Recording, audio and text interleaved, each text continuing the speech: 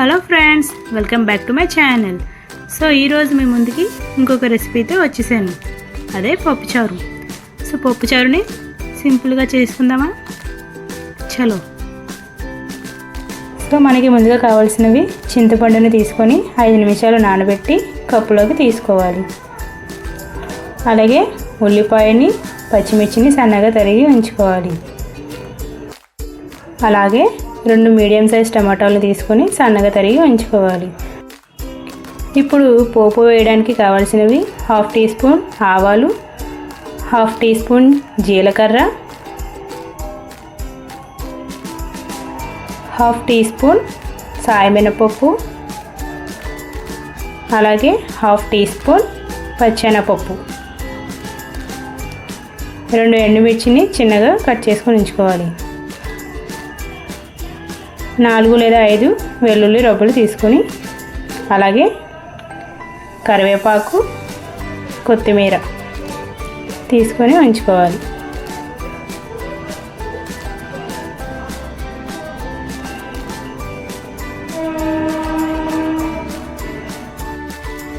మనకి పప్పుచారు అనేది మరి కొంచెం టేస్ట్ రావడానికి సాంబార్ పౌడర్ని కూడా తీసుకుంటాం.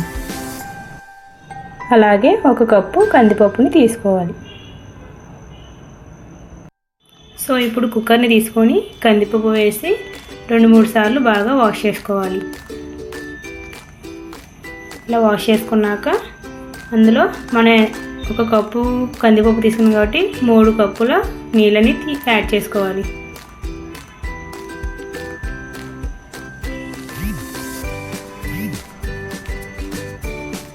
ఇలా వేసుకున్నాక 1 టీ స్పూన్ కారం, 1/2 టీ స్పూన్ పసుపు, అలాగే 1/2 టీ స్పూన్ ఆయిల్ని యాడ్ చేసుకోవాలి. ఇలా ఆయిల్ యాడ్ చేసుకోవడం వల్ల మనకి కుక్కర్ అనేది పొంగు రాకుండా ఉంటుంది ఎక్కువ.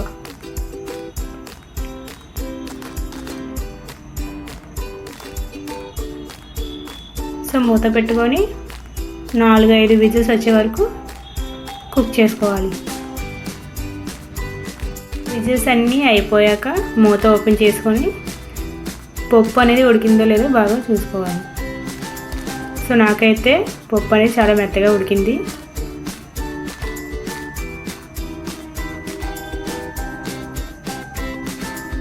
సో ఇప్పుడు పప్పు గుత్తిని తీసుకొని ఇంకా బాగా స్మాష్ చేసుకోవాలి.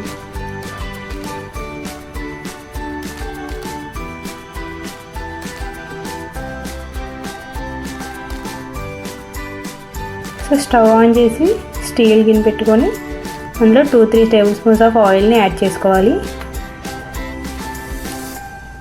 ఆయిల్ వేడయ్యాక సన్నగా తరిగి ఉంచుకున్న ఆనియన్స్ అలాగే చిల్లీని వేసుకోవాలి.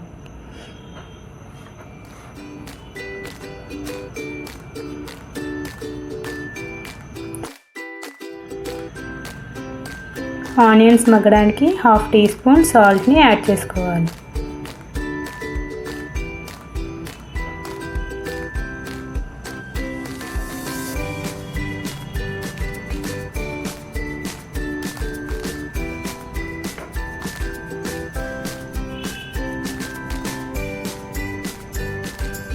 ఇలా ఆనియన్స్ అన్నీ మగ్గాయి కదా.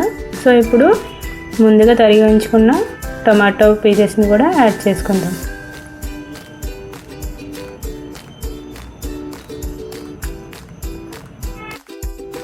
టమాటా ముక్కల్ని బాగా కలుపుకొని మగ్గనించుకోవాలి. టమాటాలు కూడా బాగా వేగాయి కదా. ఇప్పుడు పప్పును వేసుకొని బాగా కలుపుకోవాలి.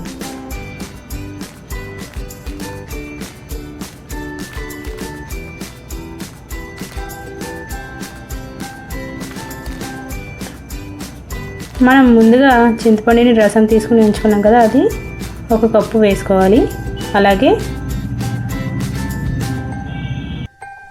మనకి ఎంత క్వాంటిటీ కావాలో అన్ని నీళ్ళని వేసుకోవాలి. నేనైతే ఇక్కడ గ్లాసున్నర నీళ్ళని యాడ్ చేసుకున్నాను. వేసుకున్నాక బాగా కలుపుకొని అందులోనే 1 టీ స్పూన్ సాంబార్ పౌడర్ని యాడ్ చేసుకోవాలి.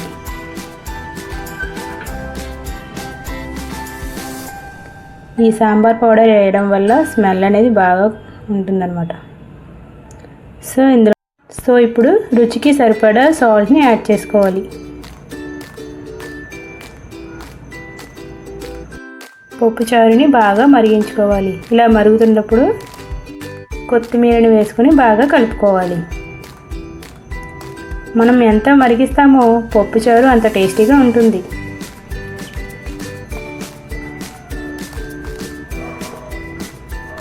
సో బాగా మరిగించుకున్నాం కదా.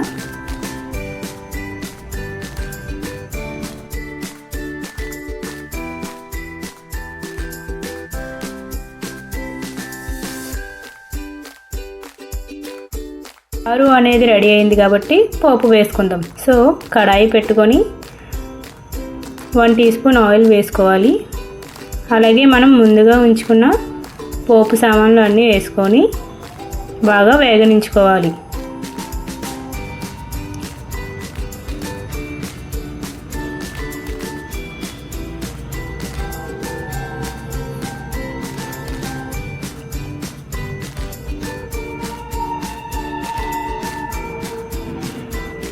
మీడియం సైజ్ మంట మీద పెట్టుకుంటే మనకు పోపు అనేది మాడిపోకుండా ఉంటుంది.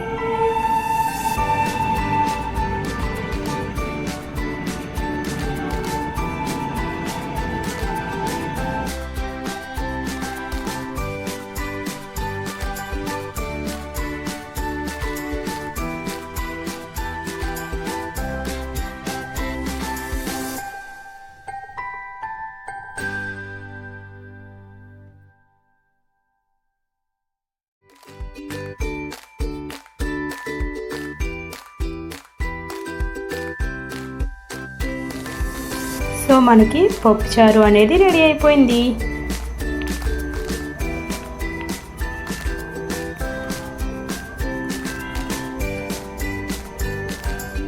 సో బౌల్లోకి తీసుకొని సర్వింగ్ చేసుకుందాం.